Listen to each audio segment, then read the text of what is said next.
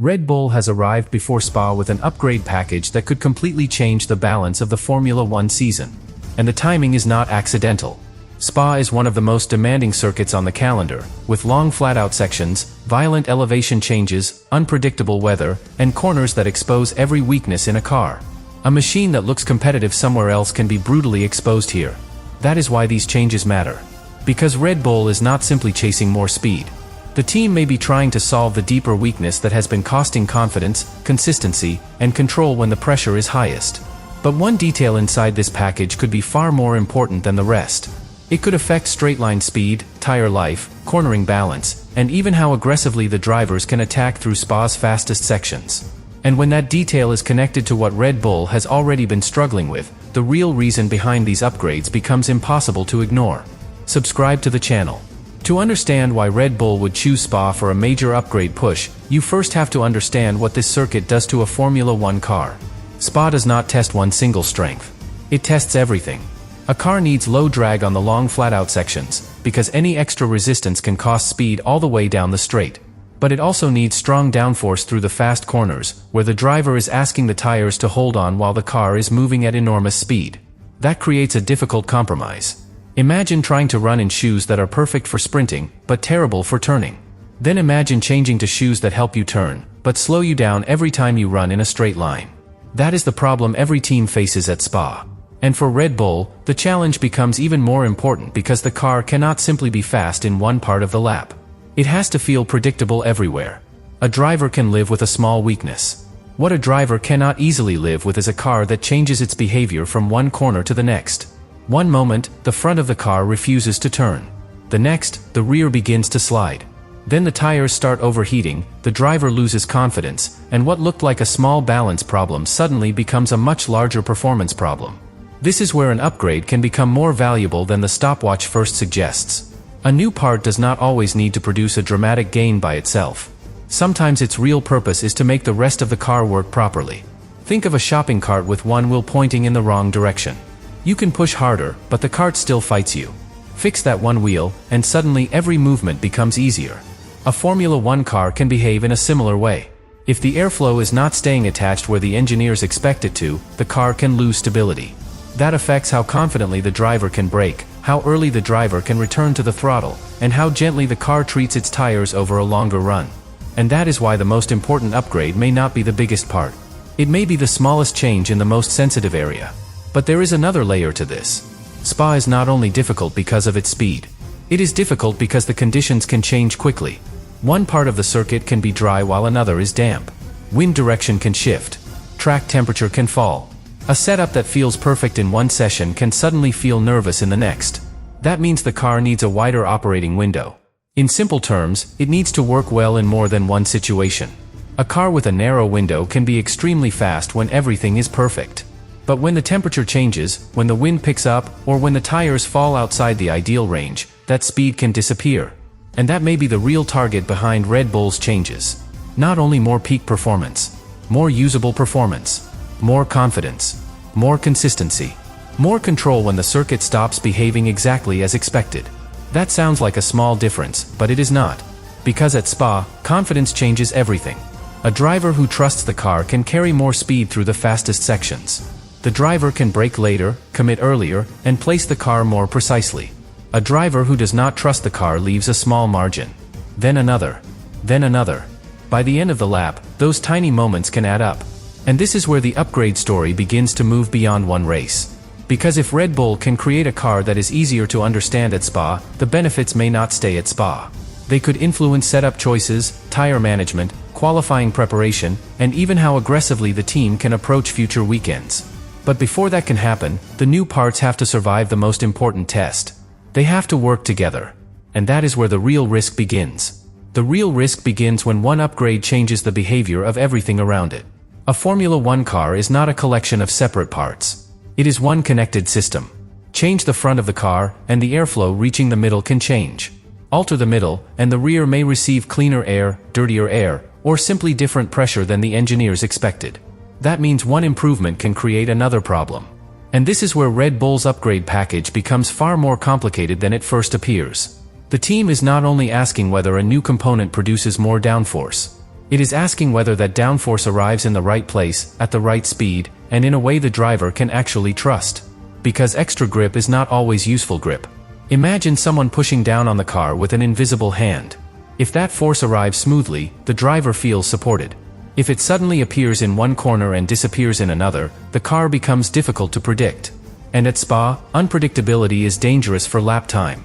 The fastest corners demand commitment.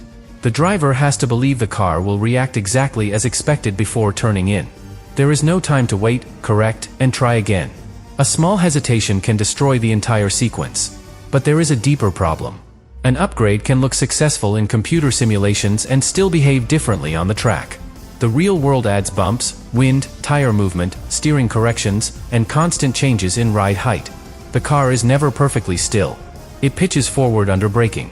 It rises when the driver accelerates. It rolls from side to side through corners. And every one of those movements changes how the air travels around the bodywork. That is why the first laps with a new package are so important. The engineers are not only looking at lap time. They are checking whether the car behaves the way their models predicted. They want to know whether the airflow remains stable.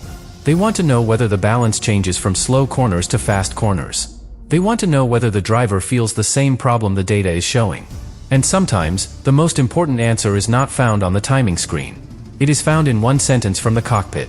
The driver may say the front feels sharper, but the rear is harder to trust. Or the car may feel more stable at high speed, but less comfortable when braking. That feedback can decide whether the package stays on the car, changes overnight, or is removed completely. And this is where the pressure becomes intense.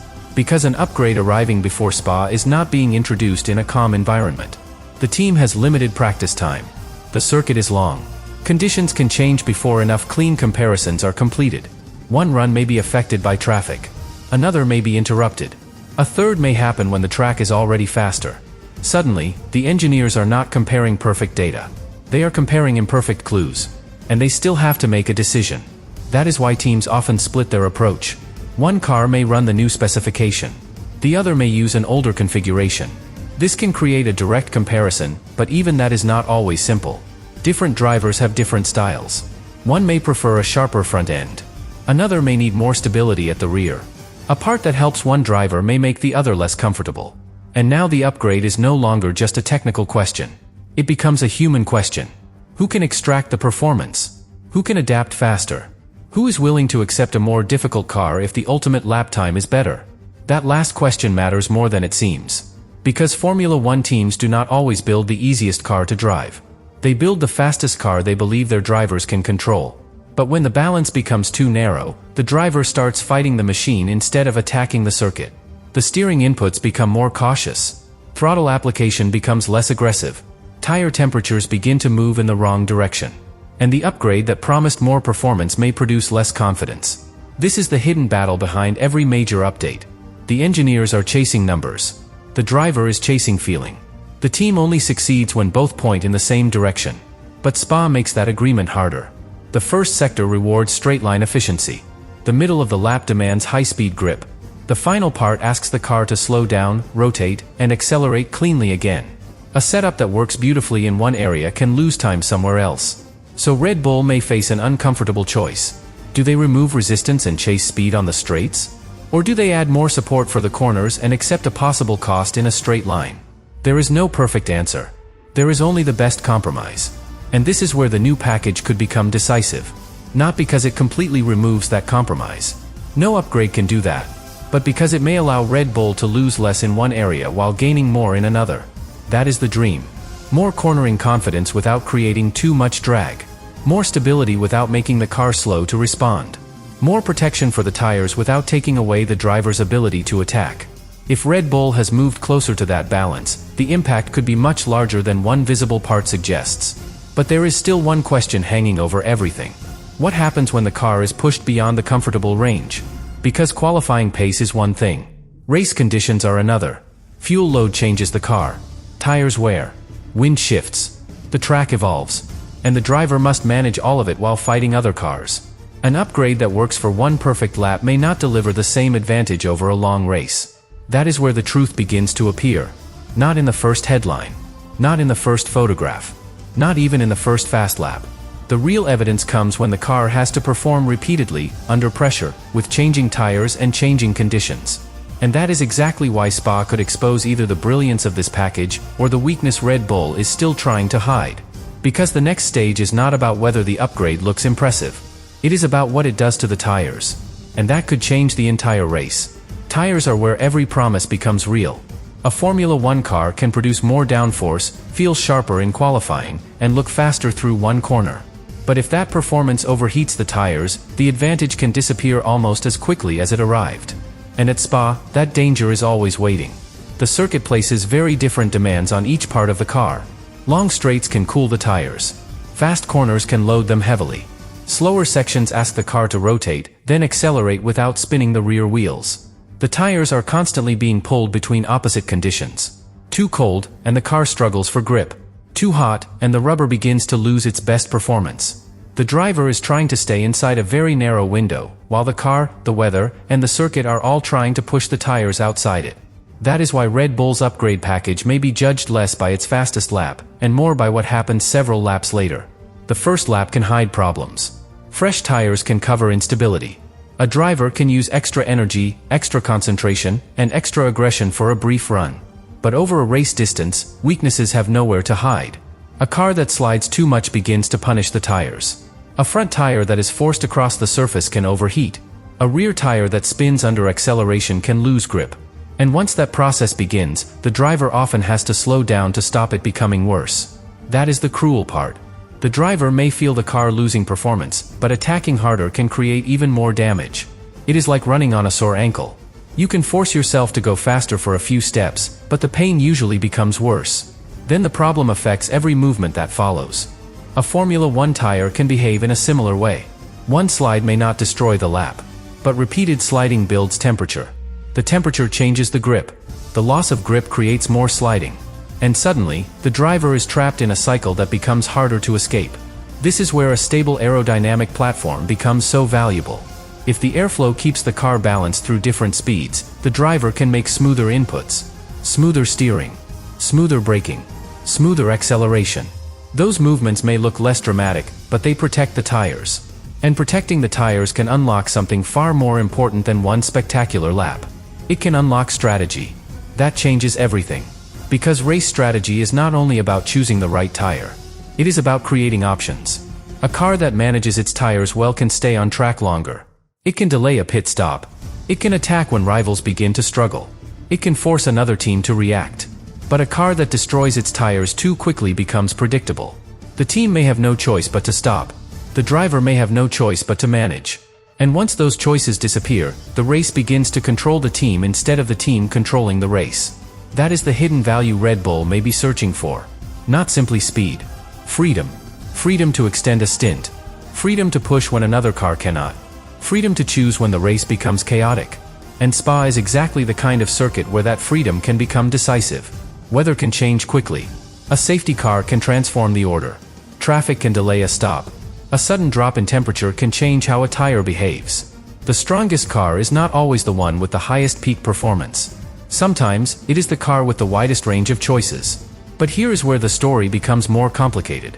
An upgrade that improves tire life in one part of the lap may create a weakness somewhere else. More downforce can reduce sliding through corners. That helps the tires. But more downforce can also increase drag. That can make overtaking more difficult or leave the car vulnerable on the straights. Less drag can improve speed. But if the car becomes nervous through fast corners, the driver may slide more, and tire temperatures may rise. Again, Red Bull is being forced toward a compromise. And the best package will not be the one that wins every comparison. It will be the one that loses the least. That sounds almost negative. It is not. In Formula One, perfection is rarely available. The winning car is often the machine that manages its weaknesses better than anyone else. That is why engineers study more than headline speed. They look at consistency. They look at how the tires behave across a run. They look at whether the driver can repeat the same performance without constantly correcting the car. They look at whether the balance moves forward or backward as fuel burns away. And this detail matters. At the start of a race, the car is heavy.